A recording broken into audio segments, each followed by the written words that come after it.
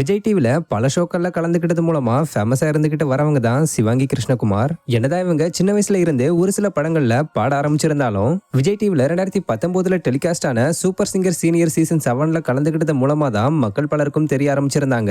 இதை தொடர்ந்து super singer champion, comedy Raja, Kalakkal Rani, cook with கோமாளின்னு இப்படி பல ஷோக்கள்ல கலந்துக்கிட்டு ஃபேமஸ் ஆயிருந்தாங்க. இதுக்கடையிலேயே இவங்க சில படங்கள்ல சப்போர்ட்டிங் கேரக்டர்ல நடிச்சுக்கிட்டு வந்தது மட்டும் இல்லாம இப்பயும் நடிச்சுக்கிட்டு வராங்க, சில படங்கள்ல பாடிக்கிட்டும் வராங்க. இப்படி இருக்க நிலைமையில சிவாங்கி ரீசெண்ட் இன்டர்வியூ ஒண்ணுல தன்னுடைய லவ் ஸ்டேட்டஸ் பத்தியும் லவ் பிரேக்கப் பத்தியும் ஓபனா பேசியிருக்காங்க. லவ் ஸ்டேட்டஸ் பத்தி கேட்டதுக்கு என்ன சொல்லிருக்காங்கன்னா, நான் இப்போதைக்கு சிங்கிளா தான் இருக்கேன். ஆக்சுவலா நான் சிங்கிளா இருக்கணும்னு இருக்கல, எனக்கு ஏத்த ஆள் இன்னும் வரல, நான் என்ன பண்றதுன்னு சொல்லிருக்காங்க. அப்ப சிவாங்கிக்கு ஏத்த ஆள் எப்படி இருக்கணும், என்ன குவாலிட்டின்னு கேட்டதுக்கு, எனக்கு ஏத்த ஆள்னா ஹைட்டா இருக்கணும், எனக்கு சப்போர்ட் பண்ணணும், என்ன சந்தோஷப்படுத்தணும், நான் மீடியால இருக்கிறதுனால என்ன ஜட்ஜ் பண்ணிடக்கூடாது, சோ முக்கியமா என்னோட தொழிலை மதிக்கணும். ஆக்சுவலா அழகான பசங்க ஊர்ஃபுல்லா இருக்காங்க, பட் இந்த மாதிரியான குவாலிட்டி உள்ள பசங்க கிடைக்கிறது தான் ரொம்ப கஷ்டம்னு சொல்லிருக்காங்க.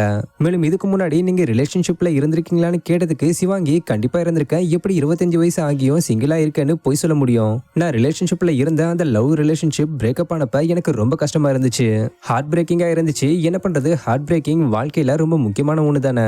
அந்த லவ் பிரேக்கப் மூலமா நான் மன வலிமை அடைஞ்சேன். சொல்ல போனா அதனாலதான் என்னை நான் அழகுபடுத்திக்கிறது, என்னை நான் நல்லா பாத்துக்கிறதுலாம் பண்ண ஆரம்பிச்சேன். ஆக்சுவலா என்னோட வாழ்க்கையில இருந்து நான் புரிஞ்சுக்கிட்டது என்னன்னா, ஒரு ரிலேஷன்ஷிப்ல பொண்ணுங்க பசங்களை அதிகமா லவ் பண்ணா அந்த ரிலேஷன்ஷிப் நிக்காதுன்னு எனக்கு தோணுது. பசங்களா நம்மள தேடி லவ் பண்ணாதான் அது நிலைக்கும், நம்மளும் சந்தோஷமா இருக்க முடியும். மேலும் கடைசியா சிவாங்கி வீட்டுல நான் பண்ணா லவ் மேரேஜ் தான் பண்ணிப்பேன்னு சொல்லி மிரட்டி வச்சிருக்கேன்னு பேசி முடிச்சிருக்காங்க.